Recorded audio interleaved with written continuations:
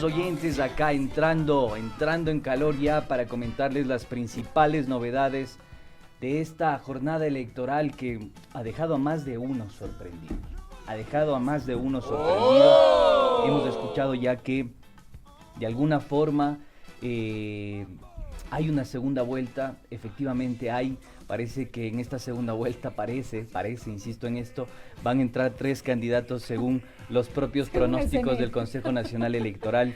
Pero bueno, es algo que lo iremos desmenuzando, que lo iremos charlando, que lo iremos conversando, porque hay una serie de conflictos de intereses ahí en el CNE que no deja de sorprender hasta el último momento en el que uno va a sufragar. Mire usted, pero no estoy solo, estoy muy bien acompañado como todas las jornadas de Ecuador por más democracia. Ya no 7F porque 7F ya pasó, así que nos quedamos con esto de Ecuador por más democracia. Carlita, ¿cómo estás? Buen día.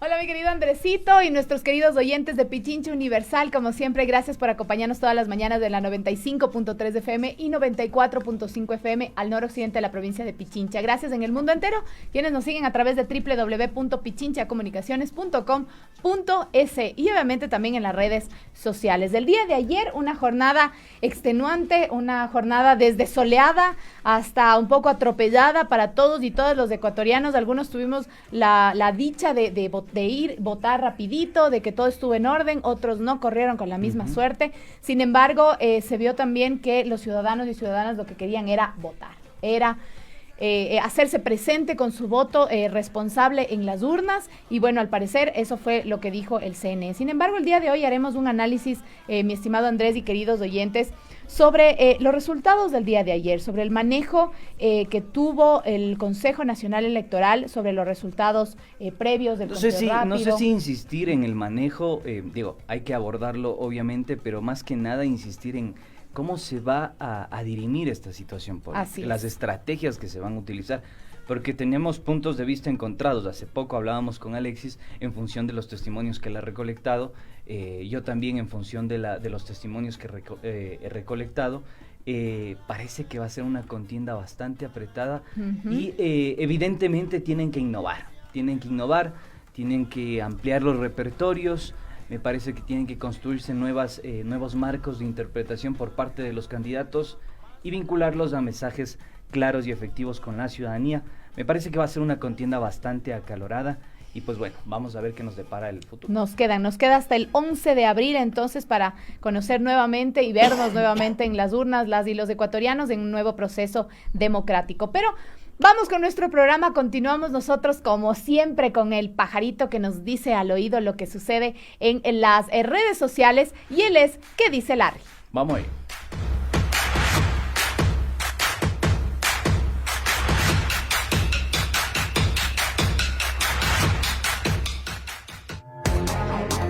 ¿Qué dice Larry?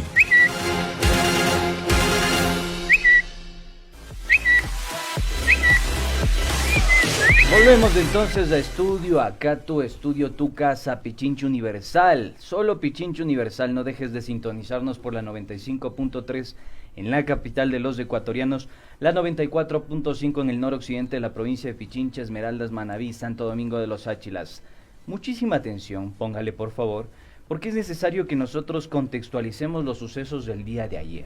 Un Consejo Nacional que no deja el tira y afloja, ¿no? Va ahí con sus conflictos de intereses, con sus disputas.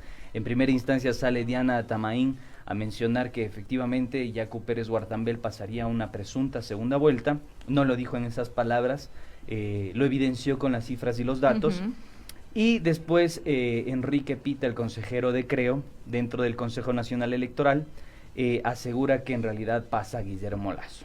Estimado Andrés, con esto también se evidenció, yo creo que ya dejaron así sin duda alguna que el Consejo Nacional Electoral responde a ciertos intereses de acuerdo a cada uno de sus personajes. Creo que ayer quedó más que claro y fue para mí el gran perdedor del día de ayer fue el Consejo Nacional Electoral. Una irresponsabilidad total, Sí. el salir a dar esos resultados de la manera como lo hicieron. Como decíamos ya con Alexis, se pudo haber manejado un discurso mucho más conciliador, mucho más, no sé si decirlo equitativo, pero tal vez con ese suspenso de lo que todavía se estaba dando. Con responsabilidad, yo creo que la Exacto, palabra es con responsabilidad responsabilidad, institucional, totalmente. algo que carece el país y se lo ha evidenciado estos últimos 4 años. Era como la desesperación de decir, ya nos vamos a segunda vuelta y quién va a estar ahí. Si todavía estaban el 10%, me parece, de las urnas escrutadas. Entonces el 10% es el 10% nomás. Entonces esperemos, por lo menos para dar un conteo rápido,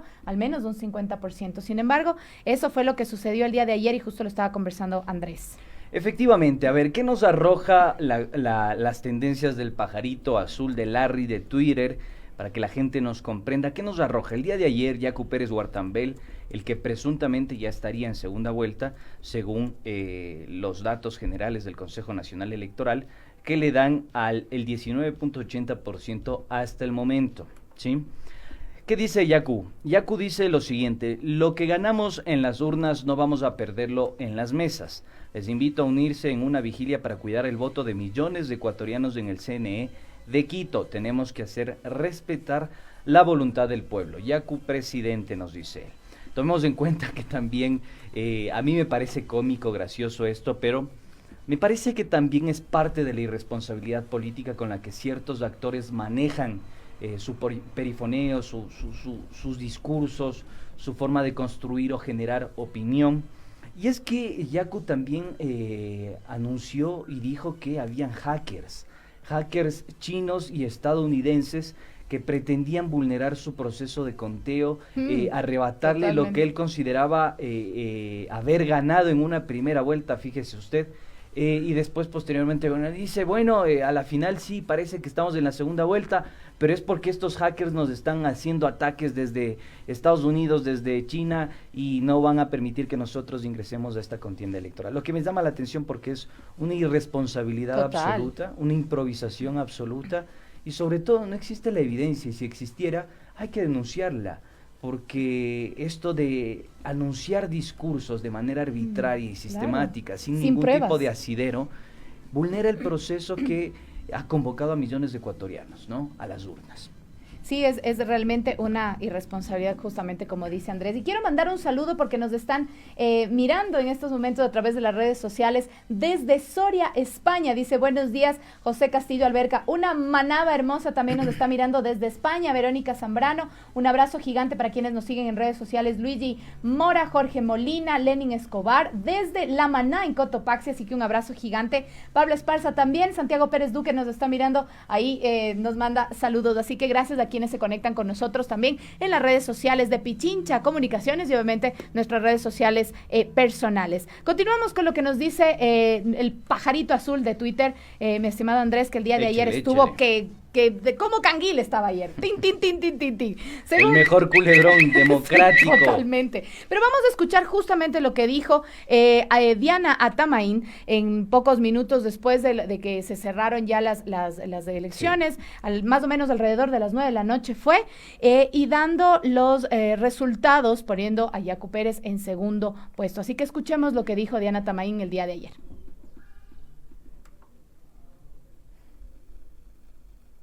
Decir que estamos en el tiempo previsto de lo que significa de 7 de la mañana a 5 de la tarde, creo que es un ritmo bastante bueno como para garantizar que el ausentismo no va a ser dramático como se pensaba que podía ser por efectos de la pandemia. ¿Qué porcentaje se espera que de ausentismo en estas elecciones, presidente? Esperemos, nosotros esperamos inclusive que se disminuya a lo que ha sido una tendencia en los diferentes años, pero hay que esperar antes de anticipar números, queremos ser responsables. ¿Nos podría comentar algo sobre la persona que fue detenida por el corrupción de papeletas? Tendrá que seguir el debido proceso, esto ya cae en un delito penal y tendrá que seguir las autoridades competentes, pero hay que advertir a la ciudadanía que la sustracción de documento público o su falsificación. Volvemos entonces, ahí escuchábamos un poco las apreciaciones de Diana Atamaín sobre lo que ha venido sucediendo, ¿no?, en la jornada electoral del día de ayer. no solo este desatino institucional del Consejo Nacional Electoral, sino también una serie de irregularidades que en su momento las mencionamos y citamos, ¿no? Como la sustracción de papeletas de votación, esta persona que fue detenida en la provincia de Manabí, específicamente en el cantón de Puerto Viejo, con papeletas, digamos, los hechos también suscitados en Montecristi, con el escaso cuidado y los protocolos de bioseguridad que las instituciones deben garantizar, ¿no? Y por supuesto también algo que ya lo han mencionado en Punto Noticias, que tiene que ver con la falta de preocupación de las autoridades de control por el bienestar, la salud en medio de una sindemia hacia los ecuatorianos. Yo creo que son cosas que hay que señalarlas, puntualizarlas para poder darle su contexto necesario. En el marco de todo eso es que se desarrolló lo que consideramos una jornada democrática, y en el marco de todo eso también Yacu Pérez, Guillermo Lasso, siguen a la expectativa de quién irá a una segunda vuelta electoral.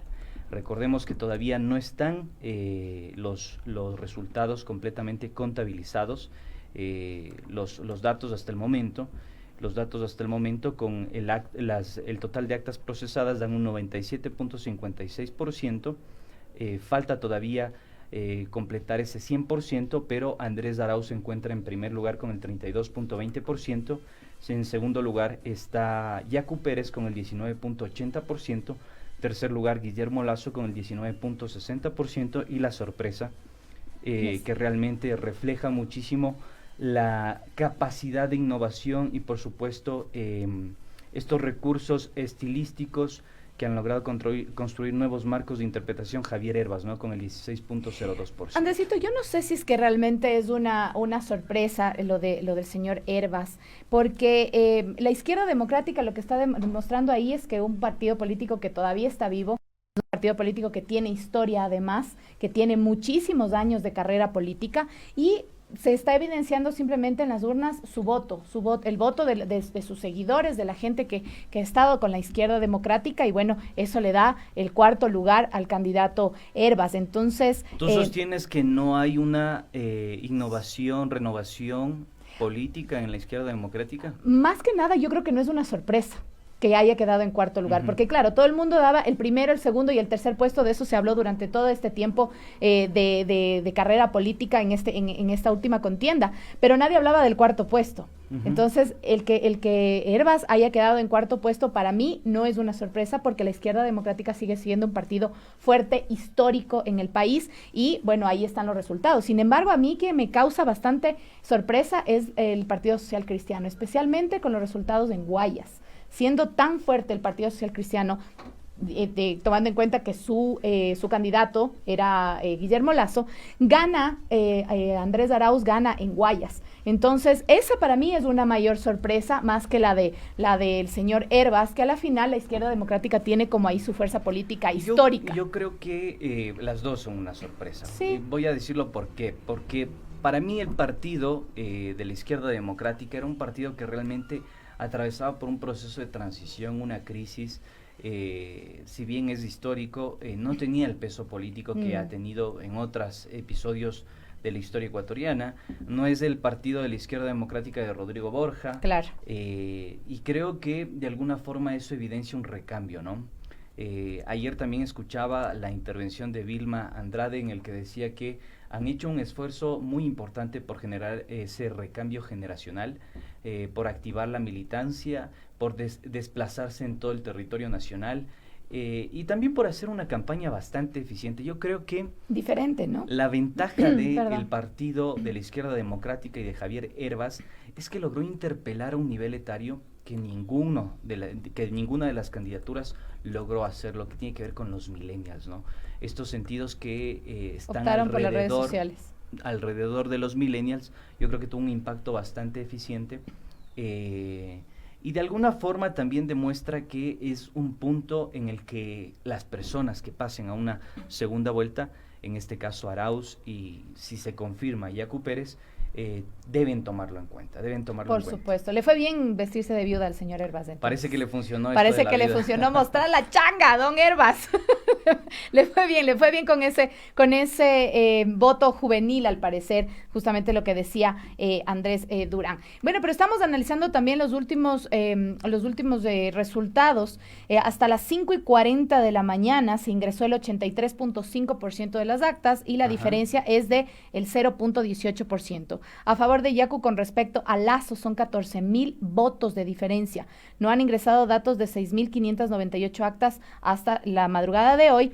El 16.5% de Andrés Arauz es el gran ganador con el 32%. Falta ingresar 1.200.000 votos válidos todavía por escrutar, que me imagino que el día de hoy se van a hacer el conteo. Esperemos del día de hoy, no sé a qué hora tendríamos ya los resultados oficiales, bueno, y ya con el 100%. Es difícil vaticinar cuál va a ser el escenario en el proceso de contabilidad de las actas, ¿no?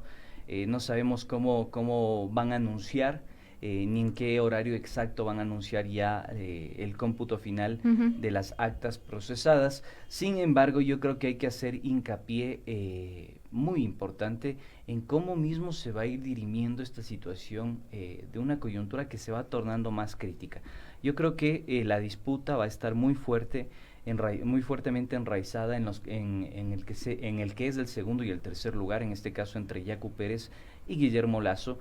Vamos a ver cómo se va dirimiendo esa situación, porque ayer estos desatinos institucionales, que si bien uno puede quejarse y decir, pero ¿cómo pueden ser que la comunicación no sea prolija, responsable, de manera institucional, que hace 5 minutos haya salido Diana Tamainda a decir es que en realidad la persona que pasa una presunta segunda vuelta es Yacu Pérez, y que después Enrique Pita desmienta prácticamente eso con 5 minutos después?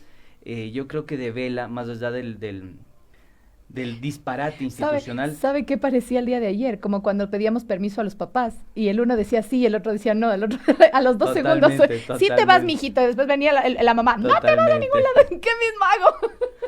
Este disparate institucional, más allá de develar esto y de este problema institucional que ha padecido el Ecuador estos últimos años, yo creo que es importante y fundamental centrarnos en el conflicto político que se encuentra tras fondos, ¿no? Tras bastidores.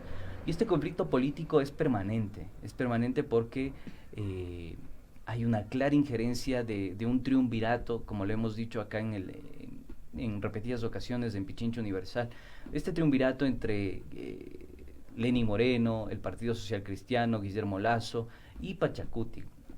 Han operado alrededor del ajuste estructural económico, y creo que eso la ciudadanía no lo ha logrado palpar comunicacionalmente. Total. Creo que me parece a mí que ahí podría tener una posibilidad importante e interesante el correísmo, seguir explicando, describiendo, analizando los sucesos de estos 4 años, porque frente a la caída abrupta de credibilidad que tiene el gobierno y Lenín Moreno, hay un marco de interpretación, hay un mensaje claro y contundente de que la gente no quiere más la continuidad de este gobierno.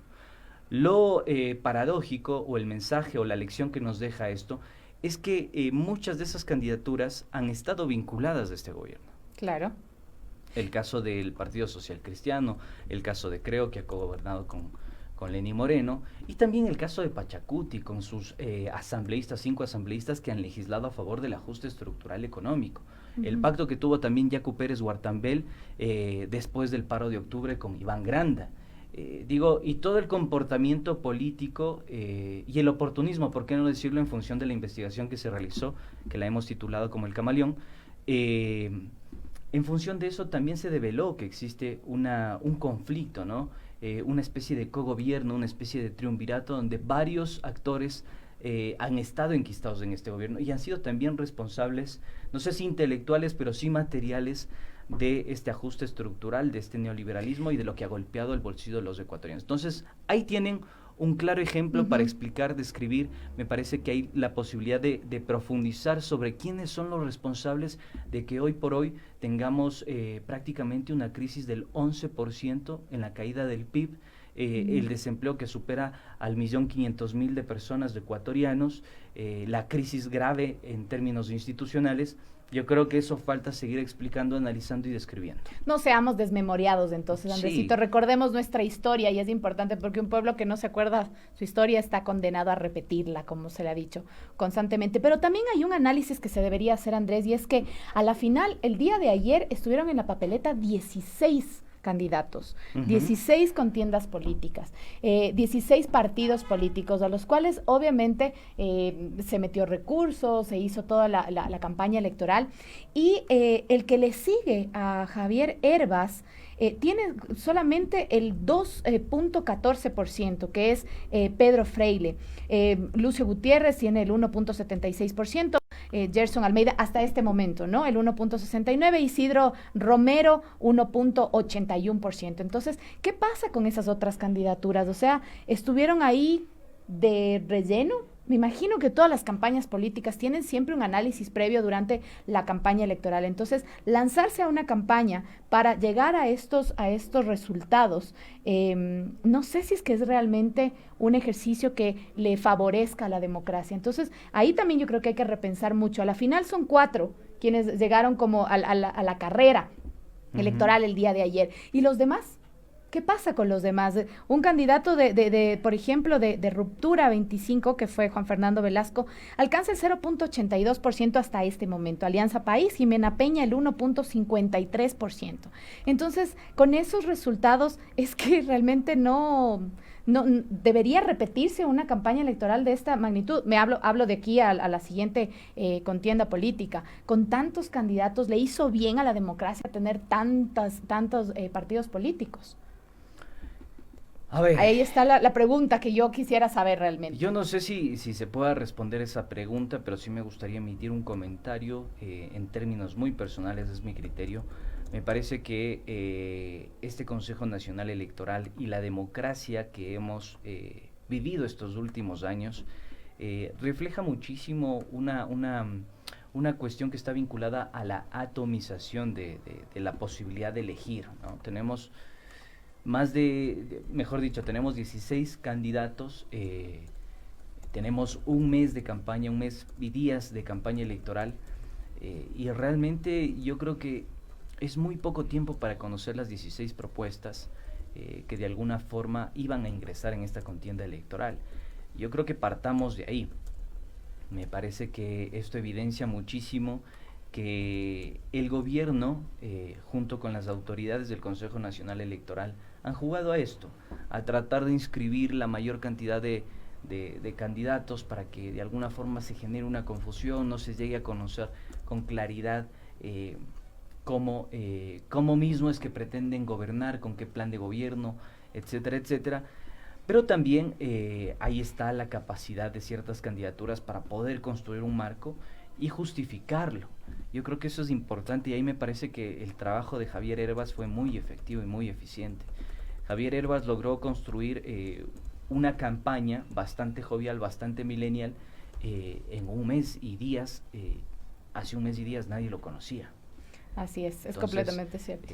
Eso es realmente de resaltar y de destacarlo. Sin embargo, hay que decirlo, me parece a mí que algún momento hacíamos el símil con el caso de Noruega, ¿no? 8 partidos políticos, 8 candidaturas y se definen entre esas 8. Acá en el Ecuador tenemos 16, es decir, el doble, y somos un país más pequeño que Noruega. Totalmente. Entonces yo sí creo que el Ecuador tiene que también empezar a discutir, a debatir sus sistemas democráticos, sus códigos de democracia, incluso estos últimos cambios de última hora que existieron reformas, recordemos las reformas al código de la democracia en torno a este nuevo método de cálculo, ¿no? Al método de Hunt, que de alguna forma también no permite al elector de alguna forma elegir, valga la redundancia, a su candidato de preferencia. Entonces, recordemos que fue el voto en plancha y uno ponía la rayita por el candidato que encabezaba la lista y efectivamente esa marca era para toda la lista asambleístas. Entonces yo creo que eso también hay que discutirlo si realmente es conveniente ese tipo de elección, o si realmente necesitamos la posibilidad de elegir a una especie de minorías o de candidatos que expresen más las particularidades territoriales de nuestras circunscripciones, pero es un debate que es largo y amplio. También el rol de los medios de comunicación, hay algunos que dicen, no juegan un papel, todos los medios de comunicación estuvieron con Lasso y a la final Lasso no lo logró. Yo creo que sí y no. Me parece que hay que tener mucha cautela con esto porque si bien los medios de comunicación no han logrado construir o reforzar el marco de Guillermo Lasso, y cuando digo marco me refiero a los principales mensajes, etcétera, etcétera, yo sí creo que hay que poner un coto a ese poder completamente desbordado que tienen los medios de comunicación, a esa escasa responsabilidad ulterior con la que se posicionan ciertos mensajes. Yo ayer contabilicé el tiempo que se le dio a Andrés Arauz en Ecuavisa versus el tiempo que se le dio a Yacu Pérez y a Guillermo Lasso. Y es sorprendente. A Andrés Arauz le dieron 1 minuto, mientras que a Guillermo Lasso le dieron 4.30 minutos. Entonces, y a Yacu Pérez se le dio 3.50 minutos en sus reportajes. Yo creo que eso también habla muchísimo del comportamiento de los medios de comunicación. Mientras a Andrés Arauz se le adjetiva, se le califica, se le trata de asociar directamente a una incapacidad porque va a estar tras la sombra de Rafael Correa, a Guillermo Lasso se le ve como el emprendedor que salió de la pobreza, el banquero exitoso, la persona que no tiene ningún tipo de responsabilidad con el feriado bancario, con esta reforma a la ley de instituciones financieras en el gobierno de Sixto Durán Ballén, y a Yacu Pérez se lo ve como el conciliador, el defensor del agua, el indígena que pretende acabar con el racismo en el Ecuador. Yo creo que hay que tener muchísimo cuidado con esas cosas. Y más allá de si los medios de comunicación tienen o no tienen injerencia, lo importante acá es que lo digan. O sea, a ver, uno está hablando desde una posición ideológica, tiene una línea editorial, rechazamos la candidatura de Andrés Arauz, y es más sencillo que la gente pueda sacar conclusiones porque ahí nosotros creo que nos trazamos una cancha y decimos desde acá yo estoy hablando. Y esa yo creo que es la principal o el principal cuestionamiento al rol que han cumplido los medios de comunicación. Y otra cosa que también hay que discutir en términos democráticos es si realmente legítimo tener medios de comunicación financiados por instituciones bancarias o banqueras o bancos que de alguna forma tienen una injerencia en esta contienda que por lo menos sean directos. O que digan, a ver, a mí como me está en otros financiando países, ¿no? Estas instituciones yo sigo esta línea editorial y yo sigo esta línea editorial y listo, como se dice por ahí, listo el pollo, pelada la gallina. Es más fácil que nosotros podamos sacar conclusiones porque ya sabemos desde dónde nos están hablando. Cuando hay transparencia, la gente puede sacar conclusiones en relación a la información que nosotros establezcamos. Pensar que están siendo manipulados yo creo que ya es un discurso en desuso, pero sí es importante hacer énfasis en que necesitamos responsabilidad ulterior y transparencia. Y también ahí está la responsabilidad de las y los ciudadanos. Andresito, gracias por ese análisis y como siempre lo decimos, usted tiene la última palabra. Nos vamos a ir un pequeño corto, 9:36, y regresamos de enseguida con esto, Ecuador por más democracia. Vamos ahí.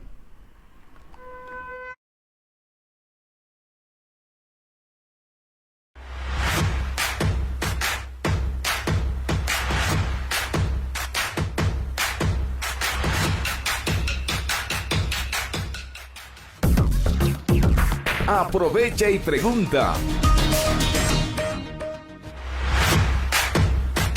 Volvemos entonces ya acá a estudios, a tu casa, solo tu casa, nada más que tuya, la de Pichincha Universal, acá en la capital de los ecuatorianos, por la 95.3. ¿Y dónde nos pueden seguir? En el noroccidente de la provincia de Pichincha, Carlita. 95.3 FM en Pichincha y al noroccidente en la 94.5 FM también. Y no se olviden que también estamos en todas las redes sociales, en YouTube como Pichincha Comunicaciones, www.pichinchacomunicaciones.com.es, en el mundo entero y así también en todas las redes sociales. Pueden ahí además verificar toda la parrilla de Pichincha Universal, así que si se perdieron algún programa, algo quieren repetirlo, lo pueden ver también ahí en nuestro canal canal de YouTube. Así es, mi Carlitos Esa Minango. es, Y como Carlitos.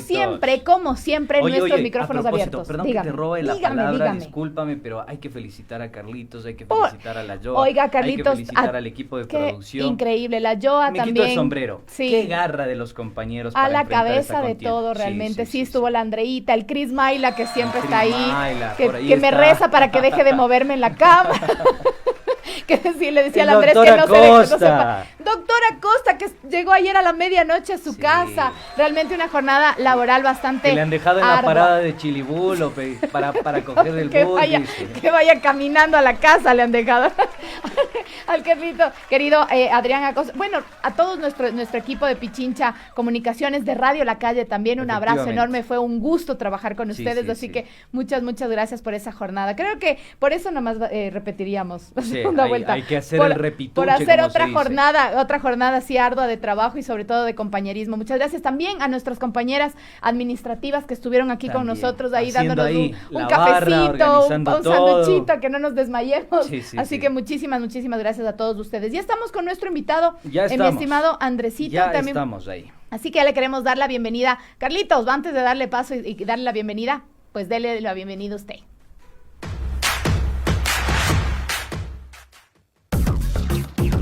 Aprovecha y pregunta.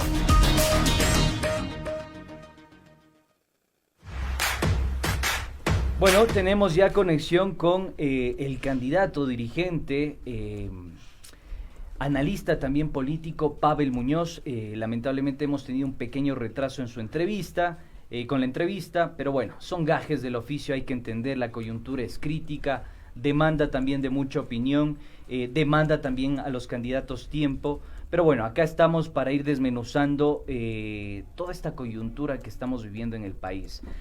Pavel, bienvenido, te escuchamos, Pichincha Universal te escucha, la ciudadanía que en este momento nos sintoniza te escucha, y quiero ingresar con la siguiente pregunta.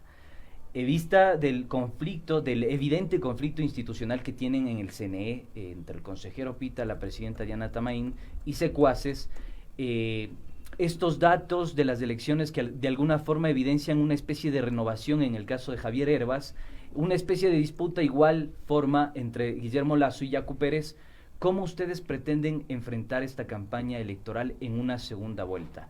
¿Cuál va a ser la innovación en los repertorios? ¿Cómo van a dar ese mensaje? ¿Y cómo van a cautivar un voto que está ahí y que necesita ser afianzado? ¿Qué decir al respecto, Pavel? Bienvenido. Primero, querido Andrés y querida Morocha, permítanme saludarles así, con cariño, con afectividad. Hola, Pavel, ¿cómo Pedirles estás? además, Buenos días. ¿Cómo les va? Les mando un fuerte abrazo. Permítanme pedirles muchas disculpas, pero en una entrevista anterior no me soltaban los entrevistadores, así que esta también el motivo de mi demora. Les pido mil disculpas por eso. Y al grano y de todo lo que ustedes quieran que podamos conversar. A ver, son varios elementos que pones, Andrés, ahí y que ameritarían una respuesta. Buscaré ser breve para que también podamos tener la mayor cantidad de inquietudes de parte de ustedes. Primero, las autoridades del Consejo Nacional Electoral han demostrado lo impresentable que construyeron el escenario, digamos, de este proceso electoral. Si no me falla la memoria, porque en este momento la cantidad de información que tengo acumulada en mi cabeza hace que dude si es que efectivamente estas fueron las declaraciones, pero uno de los consejeros incluso le pidió ya disculpas al país. Si están dispuestos de pedirle disculpas al país es porque saben el mal trabajo que han hecho. Punto número uno. Punto número dos, Andrés, veamos con objetividad y con responsabilidad los datos. Con objetividad, somos los claros ganadores de esta primera vuelta. Con objetividad tenemos más de 2,5 millones de votos. Con objetividad tenemos casi 11 puntos de distancia sobre el que nos sigue. Con objetividad, esos son prácticamente una diferencia de 1 millón de votos con el que estaría en segundo lugar. Ahora, vamos al tema de responsabilidad. Con responsabilidad que le toca sobre todo al CNE, debería llevar lo más rápido el proceso de escrutinio final para que tengamos resultados finales y todos podamos saber, primero, cuál mismo va a ser nuestra votación final. Nuestra votación final muy bien podría crecer. Segundo, cuál mismo es el candidato que pasa a la segunda vuelta.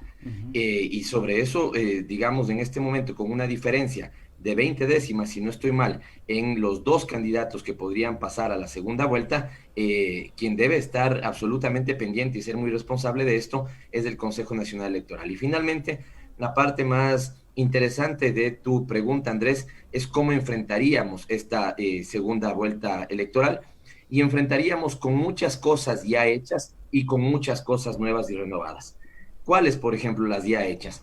No sucumbir, Andrés, a esta idea de que un video de 7 segundos, ¿no es cierto?, tomándote una foto agradable, es eso lo que ya te permite conquistar el voto. Esa podrá ser una herramienta de comunicación útil, pero nosotros somos responsables con la ciudadanía. La crisis que vive el Ecuador amerita no que hagas un buen video, amerita que hagas una buena propuesta para el país. Y esto es lo que nosotros vamos a hacer. Esto es nuestro eje fundamental. Y lo segundo es entender el tipo de electorado al que deberíamos llegar. Fíjate cómo es de ingrata, ¿no es cierto? Hay algunos medios de comunicación que dicen, claro, cuando nosotros ganamos con el 40%, dicen, pero hay un 60% que no les votó. Cuando ganamos con un 70%, dicen, pero hay un 30% que no les votó. Pero cuando los otros ganan, si quieres, con 12%, dicen que ahí sí vive la democracia. En términos concretos, Morocha y Andrés, en términos concretos, a nosotros nos faltan 20 puntos para poder llegar a la presidencia de la República.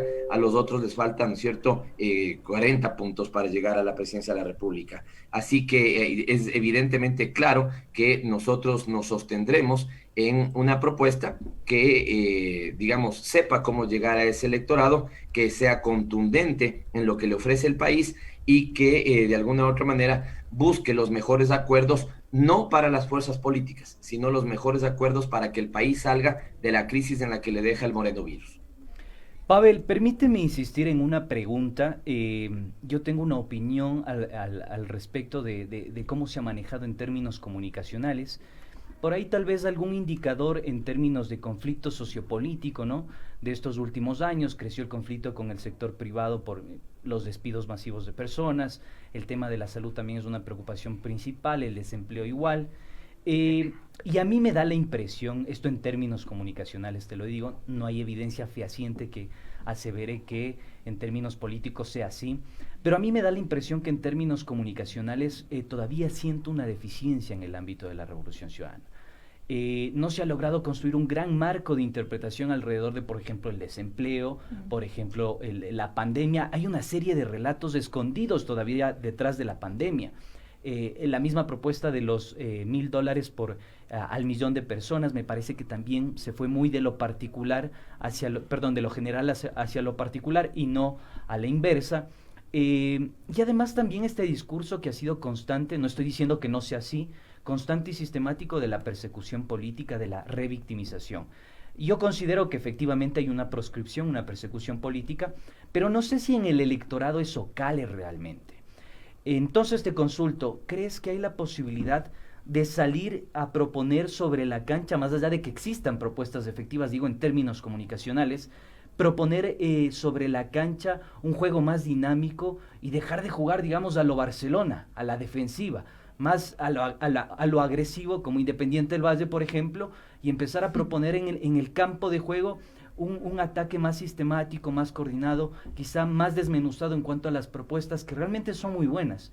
Este es un criterio personal, la gente tendrá el suyo, pero son propuestas muy, muy buenas y que van en sintonía con las decisiones que se han tomado a nivel internacional. ¿Qué decir al respecto? Si podemos quizá ahí escuchar algún tipo de autocrítica de cómo se ha venido funcionando la campaña en este tiempo. Andrés, nosotros fuimos el equipo que mejor jugó este primer tiempo y por eso somos los ganadores. Ahora, eso no significa que nuestro juego haya sido perfecto y que pueda ser y que deba ser perfectible. Es decir, las dos cosas son reales. Somos los ganadores de la primera vuelta, eso significa que hicimos la mejor campaña. Ahora, ¿no es cierto?, no significa que nuestra campaña tenga que quedarse ahí estática, sino que tiene que más bien ser una campaña muchísimo mejor que la que hicimos en este primer tiempo. Esto es el primer elemento. El segundo elemento, tienes razón en algo, pero nosotros siempre hemos sido responsables también, Andrés, con decirle a la gente lo que sucede. Y hay objetividad al decir que hemos sido una fuerza absolutamente perseguida. Tienes desde los cerca de 40 juicios y indagatorias penales a Rafael Correa. Tienes el hecho de que nos robaron nuestra organización política tradicional como Alianza País. Fíjate que fueron tan sinvergüenzas que en los últimos días empezaron a sacar videos de Rafael llamando al voto por la 35. Esto significa lo mediocres que son también los sectores de oposición, que no les quedaba sino eso. Tienes el hecho de que aquí hay un problema muy fuerte de la oposición, Andrés, y te lo voy a graficar en el debate electoral. Señor Lasso, ¿cuál es su propuesta para el país? Atacar a Arauz. Señor Yacu, ¿cuál es su propuesta para el país? Atacar a Arauz. Señor Montúfar, ¿cuál es su propuesta para el país? Atacar a Arauz. Y así los 15 candidatos. Yo creo que en ese sentido, ¿por qué nosotros terminamos gastando tiempo, Andrés, en lo cual podrías tener razón, en una política que termina siendo defensiva? Es por la gran cantidad de ataques que recibimos, y nosotros hemos también aprendido algo que debemos tal vez seguramente mejorar, perfeccionar la forma en la que la desarrollamos, pero no nos quedamos sin, digamos, responder esos ataques, porque además son ataques infundados. Cuando te atacan a ti de que dejaste el país, de que no dejaste la mesa servida, por ejemplo, cuando claramente la dejaste, tienes que defender. Cuando te atacan a ti, no se diga de corrupción, diciéndote que han sido, ¿no es cierto?, una mafia que se ha robado 70,000 millones de dólares, pero la sentencia que tiene Rafael Correa es por influjo psíquico, tienes que decirle, a ver un ratito, pues, ¿cómo es que usted nos dice que nosotros somos una banda que se ha robado 70,000 millones de dólares, pero la sentencia sobre Rafael, ¿no es cierto?, es sobre influjo psíquico? Es decir, cuando te dicen que te has robado 70,000 millones de dólares y te dicen que el ELN te ha financiado 80,000 dólares, es para reírse, y lastimosamente nos toca de alguna u otra manera contestar. Tal vez deberíamos, y creo que a ratos sí lo logramos, hacer este balance adecuado entre contestar y proponer. Tú estás planteando un tema de contestar menos, proponer más. Veamos cuál es el balance. Hay que también segmentar el electorado. Esta es una de las grandes, yo te diría, aprendizajes, Morocha y Andrés, de la política actual. No el mensaje que quieres tú o que tú crees, Andrés, que se diga, no es el mismo que quiere un segmento de edad menor, no es el mismo que quiere un segmento de edad mayor. Por lo tanto, esto obliga a mucha versatilidad de los candidatos y de las fuerzas políticas. ¿A qué? No es que se conviertan en camaleones, pero que sí sepan, ¿no es cierto?, cómo adaptarse a los distintos públicos y a los distintos mensajes. Eso evidentemente lo vamos a hacer muchísimo mejor en esta campaña, en este segundo tiempo, si tú quieres, pero como te decía, tampoco caeremos en este tema de creer que a la política hay que banalizarla para que termine siendo sexy. Nosotros somos responsables y vamos a hacer siempre una propuesta que creemos es la adecuada y la responsable para el país, más allá de que sea sexy o no en determinadas redes sociales. Esto es lo que nosotros hemos creído que es también responsable con el país.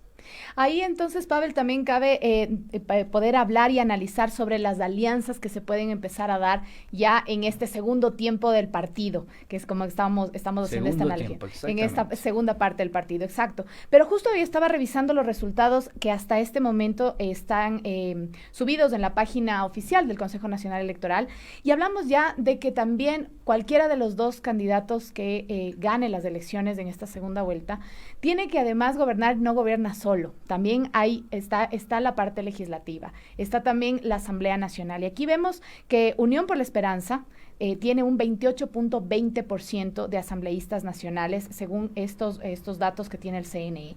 Pero hay un 19.93% que ingresa el Movimiento Unidad Plurinacional Pachacuti. Sin embargo, también casi un 20% entre el Partido Social Cristiano y el Movimiento Creo, que obviamente son una alianza. Entonces, ¿cuál sería el panorama en el caso de ganar ustedes en la segunda vuelta frente al legislativo? ¿Cómo vamos a gobernar el país conjuntamente con un legislativo que evidentemente tiene un 20% en contra, se podría decir, y un 19.93% que no sabemos si es en contra, favor, apoyo o no apoyo, después de que se dé la segunda vuelta? Morocha, nosotros tenemos, como bien lo has dicho, voy a irme a redondear los datos hasta que tengamos los definitivos, cerca del 30% de votación para la Asamblea Nacional. Eso va a significar que seamos la bancada con más votos dentro de la Asamblea Nacional. Y esto para nosotros supone que estamos dispuestos a hablar.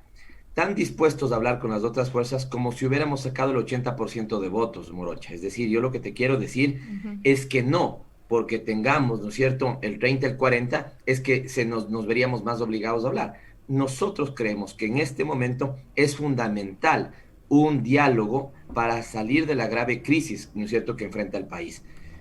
Morocha, si la crisis del país fuera una crisis, si tú quieres, de mediana intensidad, uno podría decir, bueno, vamos más enfáticamente al enfrentamiento de nuestras posiciones, que siempre la hemos hecho y nunca hemos renunciado a eso. Nosotros defendemos nuestras posiciones y debatimos fuertemente con nuestros adversarios políticos. Lo que nunca hacemos, Morocha, es entenderlos a los adversarios políticos como enemigos a los que hay que aniquilar. Eso no hacemos. Nosotros no somos como aquellos sectores que hoy gobiernan, que me parece que es básicamente incluso una alianza Moreno, creo, Pachacuti, Moreno, Lazo, con votos también de Yacu y de Pachacuti ahí, ellos lo van a querer negar. Pero yo soy testigo en la Asamblea Nacional de cómo ha votado Pachacuti. Ha votado por posiciones conservadoras, ¿no es cierto?, en términos sociales y liberales en términos económicos. Así que no nos digan que han sido un sector, ¿no es cierto?, un actor opositor a Moreno. Yo lo que te quiero decir es que vemos la severidad de la crisis que enfrenta el Ecuador de tal magnitud que obliga a que el Ecuador piense en un tipo de acuerdos políticos, insisto, no por lo que necesite Unión por la Esperanza, Centro Democrático, no por lo que necesite Pachacuti, no por lo que necesite la izquierda, no por lo que necesite la derecha, no por lo que necesiten los sectores progresistas. El tipo de acuerdo que necesitamos es el tipo de acuerdo que necesita el país. Este es un tipo de acuerdo que debe saber que lo más importante es el empleo de los ecuatorianos, la protección y la promoción social de nuestra población, el impulso de la producción, mejor aún si es que esta es una producción generadora de empleo, ¿no es cierto?, generadora de valor agregado, determinar políticas de Estado que superan a los gobiernos, sino que deben ir para los próximos 15, 20 años, y solamente en tanto las fuerzas políticas podamos entender que esto es lo central, deben entonces decantarse los acuerdos y los diálogos políticos. Que te digo, Morocha, si nosotros tendríamos 120 de 137 asambleístas, nuestra predisposición de diálogo sería exactamente lo mismo que si tenemos 70 de 137 asambleístas. Vamos a dejar de pelear y vamos a empezar a trabajar, dice Pavel entonces. Y hay que decirles esto, los sectores efectivamente, Morocha, superen su lógica de no, es que, ¿sabes qué ha pasado con los sectores de oposición, Morocha? Es que han dividido un país de 18 millones de ecuatorianos prácticamente, ¿no es cierto?, a una lógica de anticorreísmo.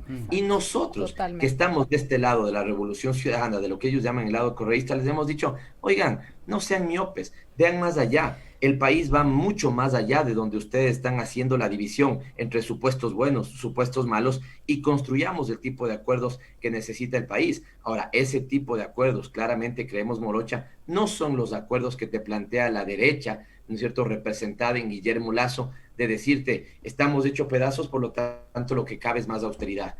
Tenemos fuga de divisas, por lo tanto lo que cabe es eliminar el impuesto a la salida de divisas. Quieren defender la dolarización, pero depositan sus dólares en Panamá y no en Ecuador. A eso les decimos, no sean sinvergüenzas, no digan que les interesa la dolarización ecuatoriana cuando sus recursos depositan en paraísos fiscales.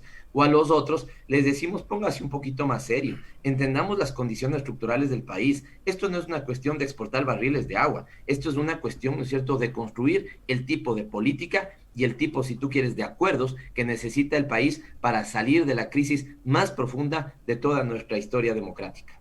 O sea, es decir, ustedes estarían abiertos entonces ya a generar alianzas para esta segunda vuelta. Las alianzas son importantes, son muy importantes, pero más importantes que las alianzas políticas es conectarnos con las demandas del electorado, de ese electorado que tal vez no pudo votar por nosotros y que sabe que tenemos una buena propuesta. Habrá tal vez, como decía Andrés, que poner en los códigos adecuados, que se entienda que nosotros queremos trabajar absolutamente por todos. Nosotros vemos el país que administrará Andrés Arauz Morocha es un país donde tengamos oportunidades para todos, ¿no es cierto? Es decir, los amplios sectores sociales, los de arriba y los de abajo, pero evidentemente con total prioridad para los más necesitados en este momento de crisis. El país que va a administrar Andrés Arauz es un país donde no queremos que nadie se quede rezagado, Morocha, y para eso también lo que debemos tener son las prioridades claras.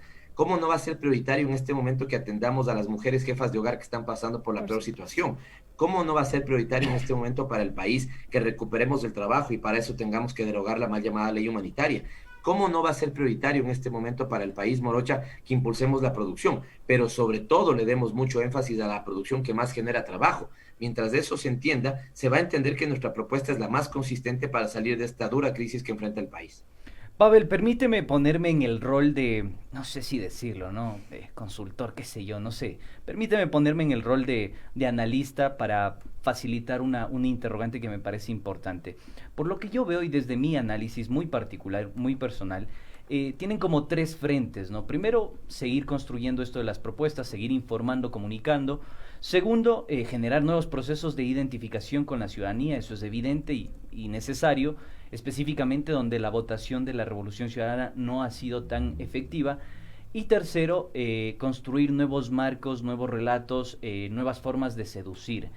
Es importantísimo estos tres elementos en este segundo tiempo de la contienda electoral. ¿Cómo analizas tú en vista de que Pachacutic, digamos, Oyacu Pérez se dice ser el representante del movimiento indígena, pero en la práctica tenía un comportamiento muy camaleónico, que tiene que ver desde sus vínculos con la minería hasta sus vínculos con el gobierno nacional de turno? Más del 87% de las reformas de carácter económico en el legislativo han sido apoyadas por su bancada. ¿Qué decir al respecto de esto?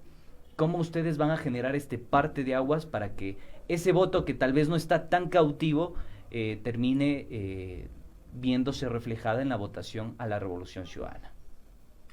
Primero, Andrés, me parece sumamente interesante la forma en la que expresaste tal vez estos tres frentes en los que tenemos retos. Consolidar nuestras propuestas, expresarlas bien, ¿no es cierto? Seducir a estos públicos que de alguna u otra manera van a ser los públicos que expresarán una votación distinta a la que tuvieron en esta primera etapa y a los que vamos a conquistar. Y tercero, construir el tipo de acuerdos que necesita el país. Yo creo que lo pones bien en estos tres frentes. Me gusta la forma, en la que lo has expresado. Segundo que te digo respecto a eso es que desde el día de ayer en la noche ya estamos trabajando en eso. Así que ya. Nosotros vamos a esperar los resultados. Van a echarle toda la carne al asador entonces. Pero por supuesto. Tú utilizaste términos futbolísticos y en términos futbolísticos te diría que nuestro equipo lo que menos hace es dedicarse a descansar. Perfecto. Toma un respiro, ¿no es cierto? Se llena de aire y inmediatamente sale, a buscar el beneficio para el país. Y muestra de esto es lo que hemos tenido que vivir en estos 4 años. Creo sinceramente, Andrés, que cualquier fuerza política sometida a la persecución política, al bullying político, si tú quieres, que nosotros nos hemos visto sometidos, seguramente hubiera bajado los brazos. Pero nosotros creo que en los momentos más duros nos hemos puesto, ¿no es cierto?, como ese barro que se forja y sabe también combatir. Así que nosotros pondremos toda la carne al asador como siempre hemos puesto. Nosotros vamos a ratificar el acuerdo que tenemos con la población ecuatoriana desde el año 2006, donde, si no me falla la memoria, la de ayer fue la victoria democrática, número 15 en estos cerca de 14 años.